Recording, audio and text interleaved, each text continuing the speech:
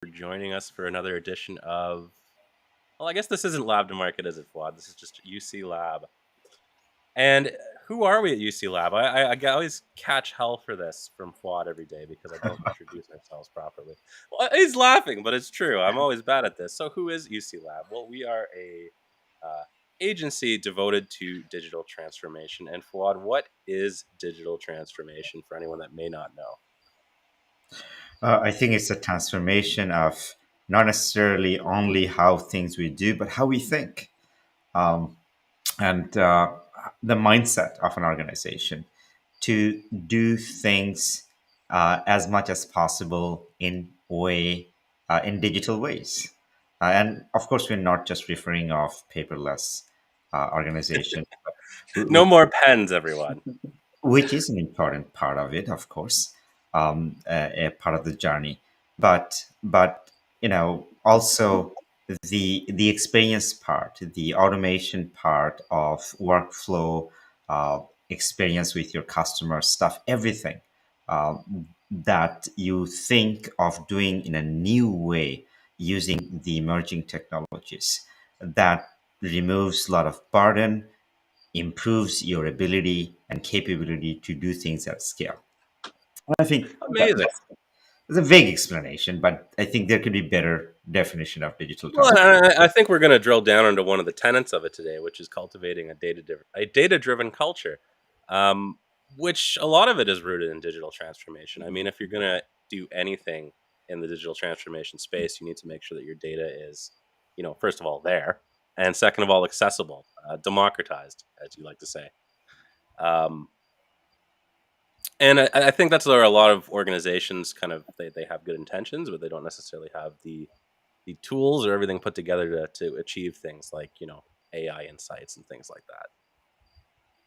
I think the change alone is very very difficult, right? And then change that involves complete new things, new ways of working, new ways of even that forces us to think even differently, approach problems differently. It's a lot we are asking for, and tools.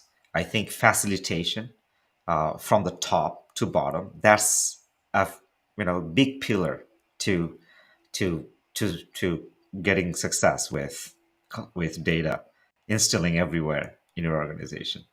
Um, One of the things I think Justin Path we always discuss that the change needs to come almost from the top, and and then it needs to be advocated, democratized, and with framework and systems it needs to be implemented over time, of course. So yeah, cultivating Yeah. data and making that as a rule of thumb, as a standard practice has a lot of challenges that we need to overcome. Yeah, I mean, it's especially definitely. for Oh, go ahead, Par. especially for larger organizations, being able to adapt new tools and new strategies for all your employees, it's a real challenge to adapt at Absolutely, scale. absolutely. Because I mean, without the clear need or clear evidence of need, it's very hard to make those changes happen. Um, which is why, like Fawad said, it has to be a top-down change because these some initiatives do start at the grassroots level and work their way up, but most of these large wholesale changes they have to start from the top, just like you said.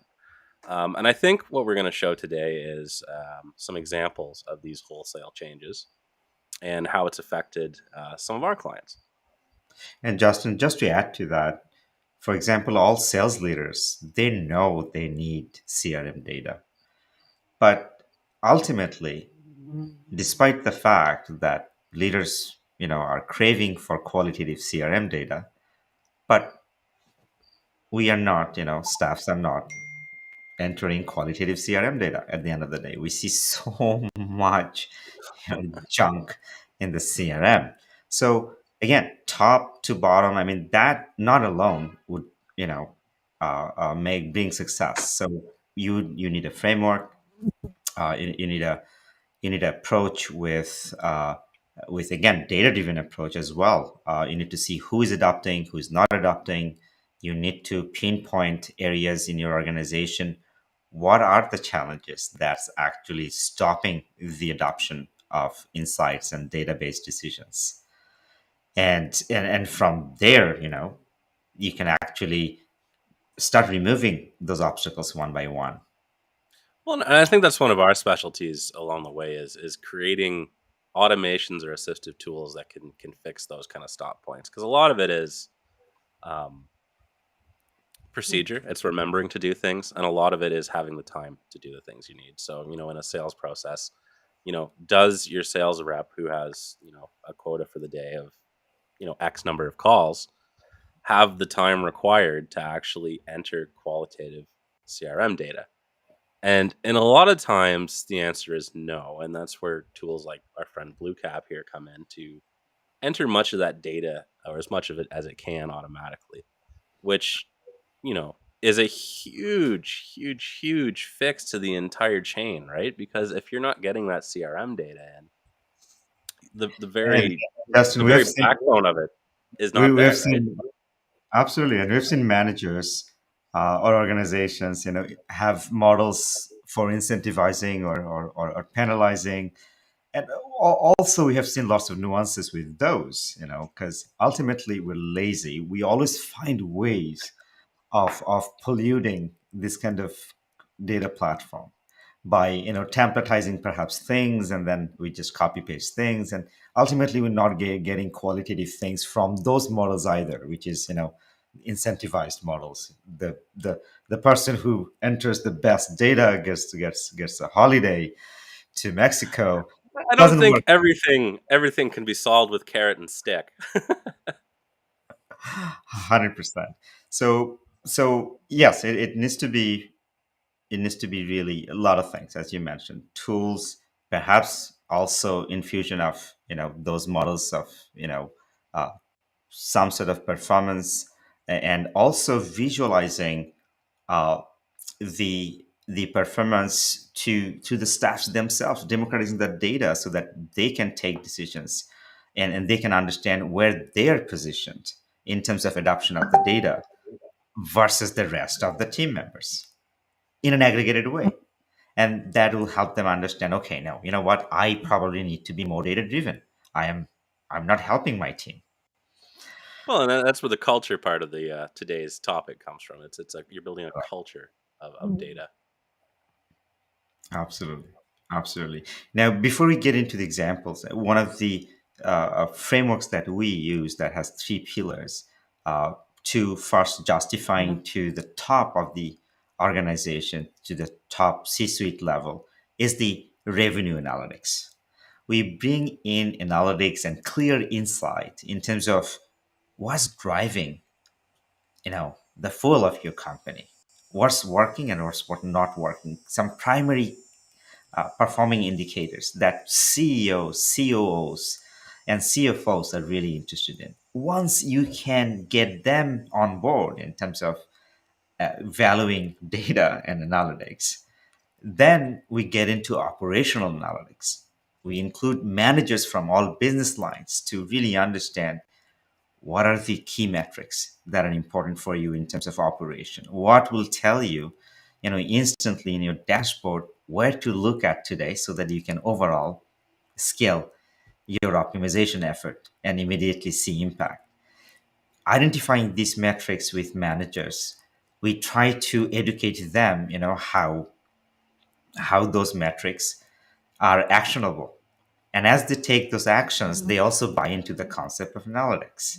And then we bring customer analytics, we bring experience analytics, fulfilling the entire ecosystem of analytics.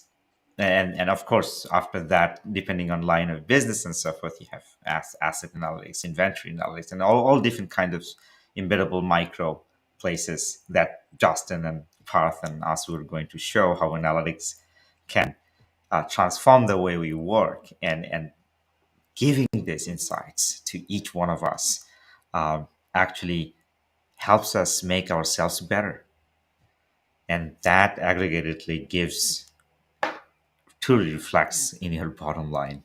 And that's why culture is so important. So go ahead, Justin. Sorry for interrupting. Well, no, this is all good stuff. Um, so I think the first thing we wanted to show was the CAA project. Is that correct? Yes, um, CAA is one of our customer, and um, we have instilled the value over time, the analytics that brings on the table. As we were talking about our framework, we first worked with uh, analytics that directly uh, related to their e-commerce revenue, their membership signups. And let me see if I can bring this up.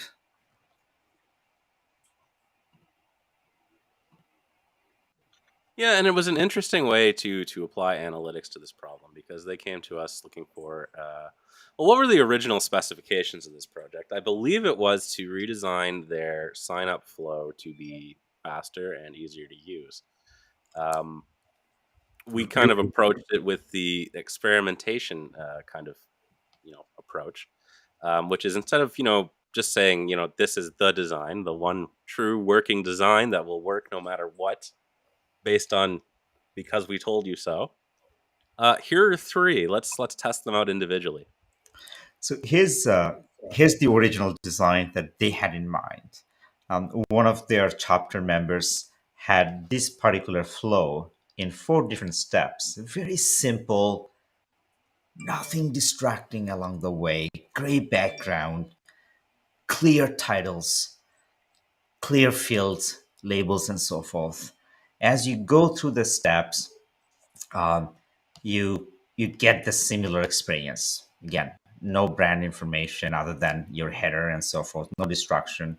You go through the form step by step and you fill it up.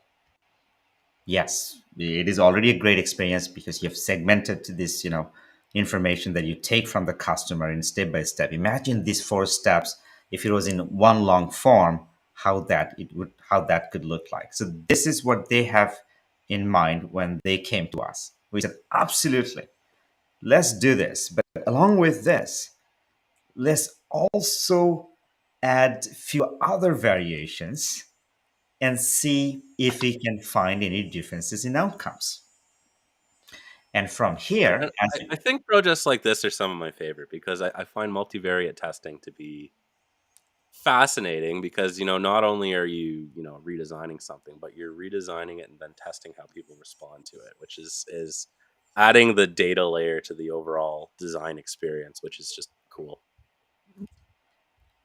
and the other variation that we've recommended them, let's really try the extreme end of, as you tried the non-branded kind of gray background, very focused, versus a little bit of theme with your brand, excite them with graphical what they're going to actually enjoy, subconscious signals of all those things. And then they got really excited with us. They also wanted to make it further more inclusive, indicating uh, how really CAA's vision and so forth, their philosophy within every every single micro part of this design, as you can see right here, indicating that we're going to vacation in a nice blue car. So yeah, life is beautiful and segmented with very few number of fields versus a large number of fields, and step by Yeah, and step. a lot of splashes of color in this one I find, specifically for kind of directing your eye. Yeah, we really wanted to excite the journey and get the users kind of almost feel like they're festive in a festive environment. So ultimately, we drove another version from here that we call a version 2. So this is version 3. Let's remember this. And their original version that they We're came gonna with, come back to this. It'll be on the test. yes, it'll be a good quiz. This is actually flow 4, even though we named it completely the opposite way. This should be the original one. But remember this. This is 4, and the other one was 3, and then we have another derived version from 3 as version 2. Now let's quickly jump to that analysis right here, flow 2, flow 3, and flow 4. This is the original version. No destruction, same steps, but our overall conversion rate, e-commerce conversion rate, this is really money. This is making money. We're talking about, real bank getting fatter or not based on design. That's important. And experience. So 19% conversion rate on the most simple version, and then the initial flow 3 actually that we had proposed. And then we have the derived version, ultimately, the last version that's right now, as you see, is 25.36%. Now, think about this, right, in aggregated way, in terms of your economic value, how much optimized now you have in terms of your transactions number, total And number, and so this forth. is entirely a data-driven decision because, while we have 3 designs, it wasn't, which looked nice, and we've been working on websites and designing websites for a decade now, through the various projects we've worked on, and a lot of it comes down to, I like this, and I don't have a reason why other than I like it. So this exercise is really interesting because it's making decisions based on, the actual thing that matters, which is the amount of conversions that you're getting out of it. Precisely. And from here, as you can see, this now the C-suite is excited. We have done great job. I know I'm excited. From here, we moved into operational analytics, a little bit more into marketing that we're going to show, but we have done others exciting stuff.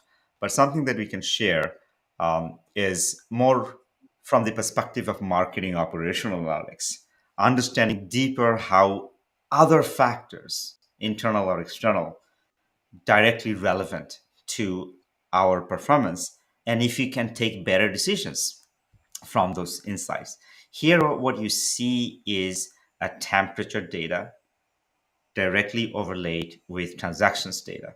We can see that whenever our temperature rises, our conversion goes really low.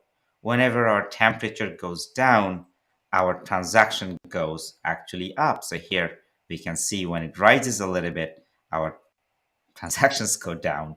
And And this is looking at late fall to early spring, it looks like. right, and when it goes below, yeah, it definitely impacts directly. Other data, that are directly relevant to transactions as well. Here in this case, you can see that you have overlaid COVID new cases and news data with number of transactions as well. We can see direct relevance here that whenever there is, high number of COVID cases, transactions decrease. And I And believe that actually correlates with the last lockdown as well, which makes sense. we didn't want to give you too much out, so we had to cut some of the data here for the visibility purpose. But what you can understand from here that now you can have your predictability. If you have your predictability of COVID new cases, how that would impact your business, and what are some of the things that you know from your business insights that you can do to stabilize your business better during these situations. But you have this predictability. And I mean, while we're looking at an auto club here, so it makes sense that temperature and something like COVID, which prevents you from traveling, would affect it. I mean, this could either easily be economic data. It could be supply demand data. Supply chains are wild right now. I'm sure that would be interesting to overlay on other companies. So there's a whole whack of data you can actually put into this format, to help you drive those predictive kind of decisions. Absolutely right. Very, very important point, Justin. Thank you. And yeah, so the tools and capturing data, that's very important for organizations to explore, what's important for you. Things that you may not particularly detect or identify as important for you as a metric, but later on they may come out to be important. So one rule of thumb is, try to capture as much as you can for your internal data. and that'll give you tremendous flexibility in the near future and future to analyze that data, marrying with whatever you can come up with your creativity at that point of time. Other tools, um, some of you have already experienced this, which is BlueCap. BlueCap actually records your meetings. It at real time processes the data in terms of making the data usable. The video becomes searchable in real, almost in real time, in terms of topics, in terms of transcription. It gives you some summaries and all of those things. In addition to that, it also tracks some other important culture and your tone related data that you can deploy in your organization, and it helps us tremendously to actually improve ourselves. Uh, so, I mean, you cannot take all this data literally all the time, but take them as signals. And in this case, what you see, you actually see my dashboard, pretty private information, but I consented to make this public for this. Apparently, I'm not doing very good in culture over the last 7 days. Um, uh, Tisk tisk what? like my verdict in terms of qualitativeness of detection is correct. It's just been one of those weeks, eh? One of those weeks, I could do better. Now, what is really culture Blue Cap is identifying here is primarily equitable language, and your tones, such as how friendly you are, how assertive you are, and those kind of things. Actually, no, we include in that. But culture primarily gender, race, and certain terms that you could use as opposed to other terms that are less derogatory, um, as historically identified, and so forth. The tone is a really, really important subcategory of identification analytics they have here. It measures your assertiveness, your friendliness, your worriedness, and few other subcategories that are really interesting to see uh, over time for yourself only. Again, there's no violation of privacy. Your team member can't see this, but you being able to see this for yourself and compare, with a standard kind of benchmark average across the organization, uh, allows you to again position yourself where you are, and if there's room for you to improve, to contribute better to the team. Yeah, I mean, I guess this just kind of goes to show that you don't have to be doing, major projects to take data-driven decisions. I mean, even your own personal speech, something that, it happens and then you don't really think about it unless you make a really obvious mistake. You can quantify this with data and kind of visualize it in a way that's understandable and actionable. Yeah, and let me see if another quick example that just crossed my mind right now is recently CAA reached out to us. Hey, we're going to launch this new update, and there may be some, maybe slim chance that the server may be down for a fraction of a minute or so. And because of that possibility, when should we launch to avoid the least impact, downtime impact on our users? Traditionally, the organization wouldn't even question that. They would do that according to the convenience of the organization's availability and so forth. But as data becomes an integral part of decision making, you start thinking differently, and that's a great example. We pulled the data right away and showed them, hey, this is this is the time that would impact the least, and they found a convenient kind of compromise time based on the staff availability and the least impactful time, and that's when the update was pushed. But these kind of micro decisions in the workflow, in the operation of organization, aggregatedly you know contributes to huge impact, economic, culture, everything. Absolutely, because even a decision like that, I mean, typically when you think about that, traditionally, the ask has been, let's do it at midnight, and that's not based on anything other than like, there's probably no one at midnight looking at the website.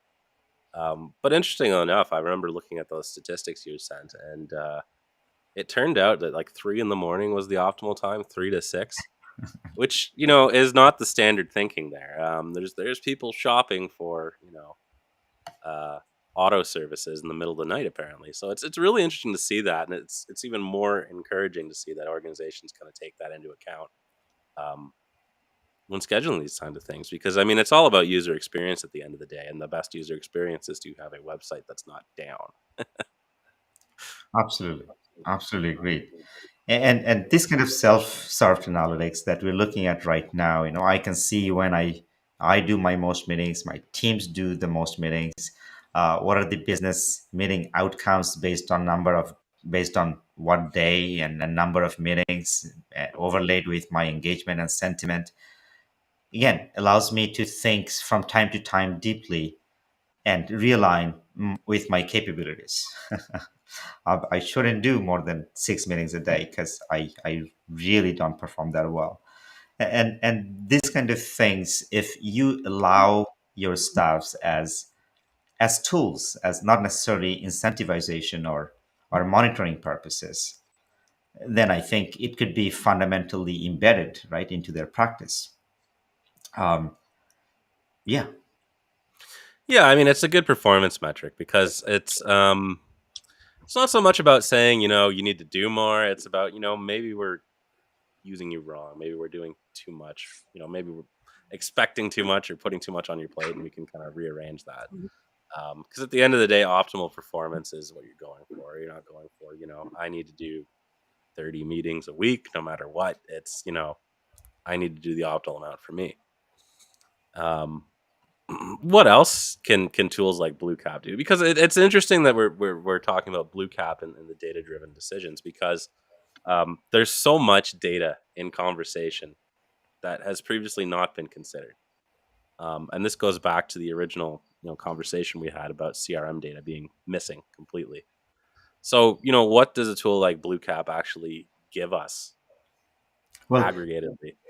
Cloud Logger is a very important tool, and AWS, Microsoft, they all have similar products. Um, you can bring your event analytics capabilities almost anywhere. You connect it with APIs, and you trigger the events in a way that it doesn't take any private data, so they can put it onto cloud, and you can have real-time analytics almost from IoT devices to your on-premise database. Um, an example could be an application that you run on your on-premise server. You could install Cloud Logger SDK on your on-premise application, connect it with an API, with a connector to the cloud, and suddenly you have analytics on your on-premise application. Well, that's And handy because I think that actually pipes into BigQuery, or you can pipe it into BigQuery as well. yeah, I mean, Um, the world just opens up in terms of your AI capabilities and all those other possibilities as well. which is another show. I guess we've been kind of avoiding the AI implications of this, but it's all very important. It's all related. You But need data to do AI. Coming back to the practice of data and insights, recently we had another use case with one of our client where we needed to identify where the response time was taking the most among all of the APIs that we're dealing with for a particular solution and application. The first thing, the mindset, according to our mindset, maybe that may not be the workflow for many other organizations, is that let's embed some analytics, understand, for each API where the response time is taking the most amount of time, at what interaction and so forth. And we were very quick to understand the core of the problem. Understanding the core of the problem based on the data, we were able to fix the problem very fast. Oh, measure everything. So So it's really the mindset, the practice, and so forth. So again, our key takeaways from this, we're running out of time, I think, is how to cultivate a culture of data. Uh, First thing we said is that you need to convince the top first of an organization, and then slowly spread your education to the entire organization. And you need to do that also in a framework. You need to do that in a framework such as, start with revenue analytics. That will convince the C-suite faster, and then involve the managers with operational analytics. That will actually, with operational analytics, they will become smarter. They'll save time with alerts and on those custom notifications. Now they can actually don't have to dig through the data. They'll just wait for insights, right? Insights will be automated. And then you get into customer analytics and all kinds of other things. That's where really the magic will happen as well. So step by step. I think that's where we're starting to get into like personalization and things like that, which is Yeah. huge in e-commerce. And use the right tools to collect the data. Most important. Yes, Yeah. yes, And yes, connect those tools to a single source of Right. truth.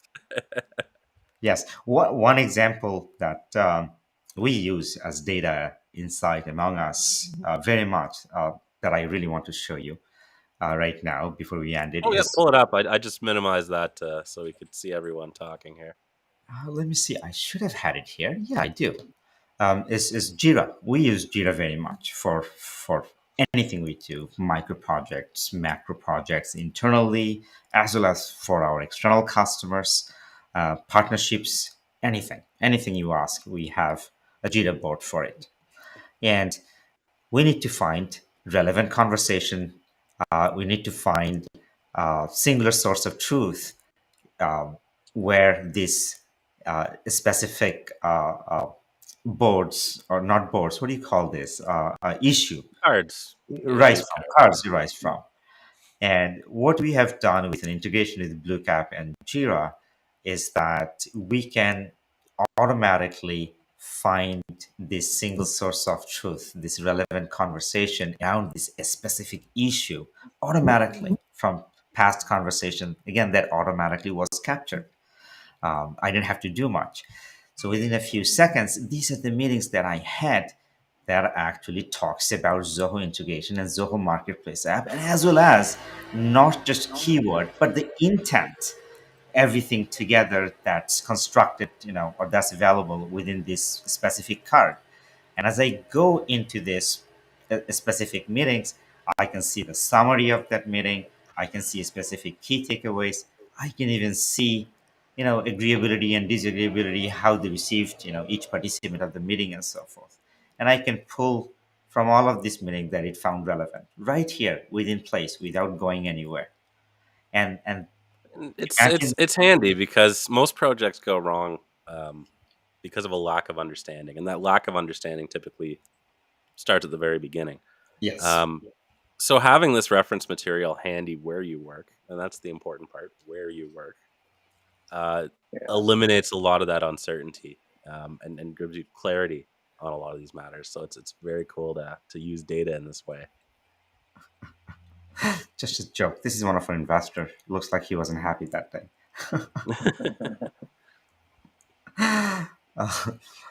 Fair enough. But yeah, this democratization of data, right? Even not just staffs, but also, think about the tech perspective, from having data available from one place to another place. So you should be open to integration of data, bringing and merging and marrying, and all the insights that you can deliver from it, beautifully, present it to your staff, so that they, as we know, I'm not saying we're lazy. We need to see the value fast and take the action. And I think again, one of the biggest things about all this is it's all about driving better outcomes with the data. It's not about having data for the sake of data. It's making sure that your task, be it revenue, be it efficiency, be it accuracy, is achieved. Um, so when you ask what's the value of data and analytics, it's better outcomes. It's the difference between a project failing and a project succeeding. Yeah. So it crosses so many different verticals too. I mean, it's every industry could use it. I mean, if you're making cheese or making websites, you need analytics in some way. Oh yeah, I mean, making cheese is a great example. You don't want your cheese to sit too long after you make it. You need your trucks to be ready, right, in the parking lot. Oh, I don't know. If you're talking about old cheddar, you want it to sit there for quite a while, sir. Yep.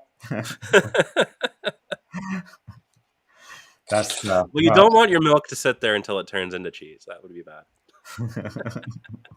organic. Well,